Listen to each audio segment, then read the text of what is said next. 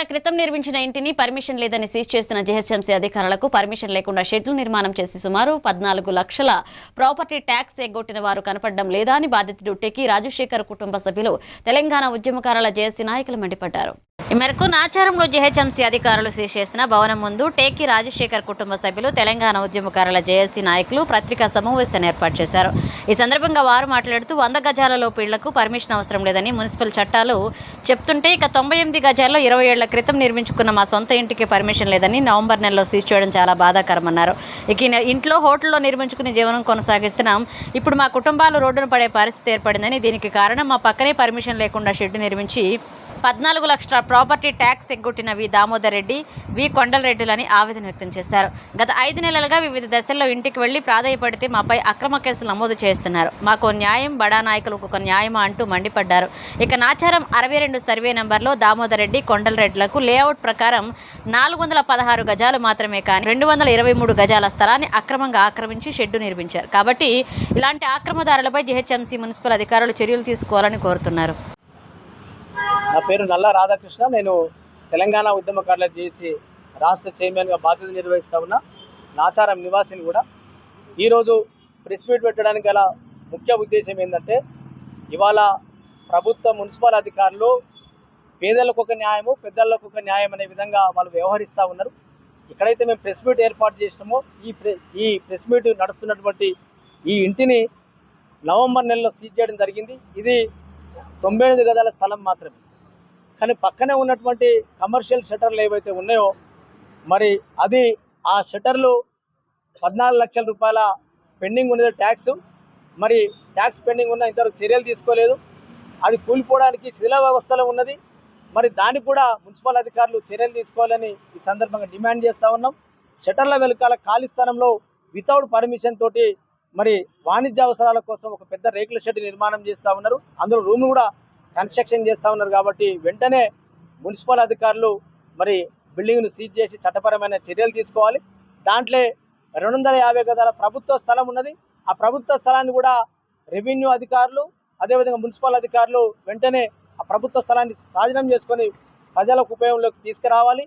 కూలిపోవడానికి సిద్ధంగా ఉండి ప్రజల ప్రాణాలకు ముప్పు ఉన్నది. కాబట్టి వెంటనే దాని మీద కేసు బుక్ చేసి చర్యలు తీసుకోవాల్సిందిగా నాచారం పోలీస్ స్టేషన్ సిబ్బందికి కూడా ఈ సందర్భంగా డిమాండ్ చేస్తాను.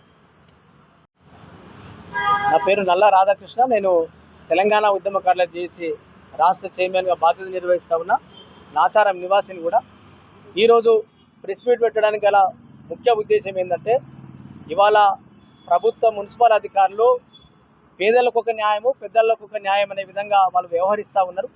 ఎక్కడైతే మేము ప్రెస్ మీట్ ఏర్పాటు చేసినామో ఈ ప్రెస్ మీట్ నడుస్తున్నటువంటి ఈ ఇంటిని నవంబర్ నెలలో సీజ్ చేయడం జరిగింది. ఇది 98 గజాల స్థలం మాత్రమే. కానీ పక్కనే ఉన్నటువంటి కమర్షియల్ షట్టర్లు ఏవైతే ఉన్నాయో, మరి అది ఆ షట్టర్లు 14 లక్షల రూపాయల పెండింగ్ ఉన్నది ట్యాక్స్. మరి ట్యాక్స్ పెండింగ్ ఉన్న ఇంతవరకు చర్యలు తీసుకోలేదు. అది కూలిపోవడానికి శిథిల వ్యవస్థలో ఉన్నది.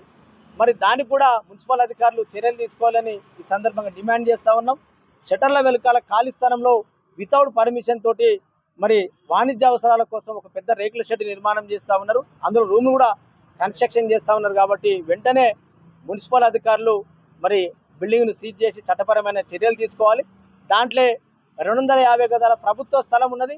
ఆ ప్రభుత్వ స్థలాన్ని కూడా రెవెన్యూ అధికారులు, అదేవిధంగా మున్సిపల్ అధికారులు వెంటనే ఆ ప్రభుత్వ స్థలాన్ని స్వాధీనం చేసుకొని ప్రజలకు ఉపయోగంలోకి తీసుకురావాలి. కూలిపోవడానికి సిద్ధంగా ఉండి ప్రజల ప్రాణాలకు ముప్పు ఉన్నది. కాబట్టి వెంటనే దాని మీద కేసు బుక్ చేసి చర్యలు తీసుకోవాల్సిందిగా నాచారం పోలీస్ స్టేషన్ సిబ్బందికి కూడా ఈ సందర్భంగా డిమాండ్ చేస్తాం. నమస్కారం తెలియజేస్తూ, మీ మీద ఉన్న ఒక నమ్మకంతో ఈరోజు ప్రెస్ మీట్ని కండక్ట్ చేయడం జరిగింది. ఎందుకంటే నాకు న్యాయం జరగట్లేదు, నాకు ఎక్కడ న్యాయం జరగట్లేదు. నేను జీహెచ్ఎంసీలో కూడా ఎన్నో రకాలుగా విన్నపాలు పెట్టుకున్నాను. సార్, ఇది నేను 40 సంవత్సరాల క్రితం కట్టుకున్న ఇల్లు, దీన్ని మీరు ఈ విధంగా సీజ్ చేయడం తప్పు అని చెప్తే, లేదు మాకు కోర్టు ద్వారా మాకు ఆర్డర్స్ ఉన్నాయని చెప్పి మమ్మల్ని సీజ్ చేయడం జరిగింది. మేము మనుషులు ఉండడం వల్ల మమ్మల్ని ఒకరిని ఆపి కింద షట్టర్స్ని సీజ్ చేయడం జరిగింది. అది మాకు జీవన ఆధారం.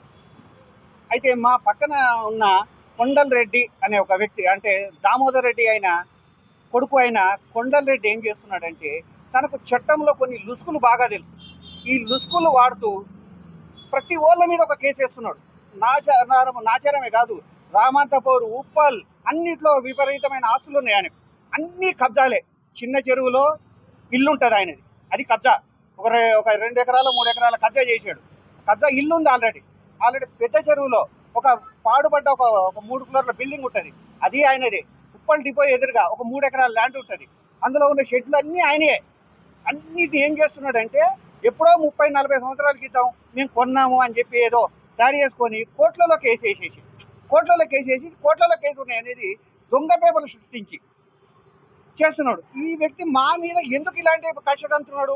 ఈ నాచారం మెయిన్ రోడ్ మీద ఎన్నో బిల్డింగ్లు కట్టి ఉన్నాయి. ప్రతి బిల్డింగ్లు రెసిడెన్షియల్ బిల్డింగ్సే, వాటిని కమర్షియల్గా వాడుతున్నారు. ఇది కమర్షియల్ రోడ్డు. ఇది రోడ్డు 200 ఫీట్గా పర్మిషన్ వచ్చింది మాకు. ఆ రోజు మేము పర్మిషన్కి వెళ్ళాం. మాది పాత ఇల్లు ఉండే, మాది కూలడం వల్ల మేము వెళ్ళి సార్ మేము ఎలా కట్టుకోవాలని అడిగితే మీరు కట్టుకోవడానికి అవకాశం లేదు.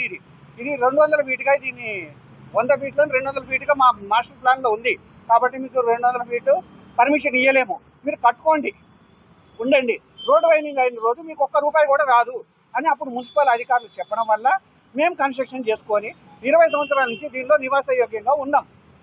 కానీ ఈ వ్యక్తి కోర్టుకి ఇవన్నీ సంబంధం లేదు. కోర్టుకి ఏముంటుంది, ఒక పేపర్ వేసేసి ఆ పేపర్లో మేము పర్మిషన్ లేదు, ఇది పర్మిషన్ లేదని అలా చూపిస్తూ మాకు కూడా కేసు తెలియకుండా వేయడం జరిగింది.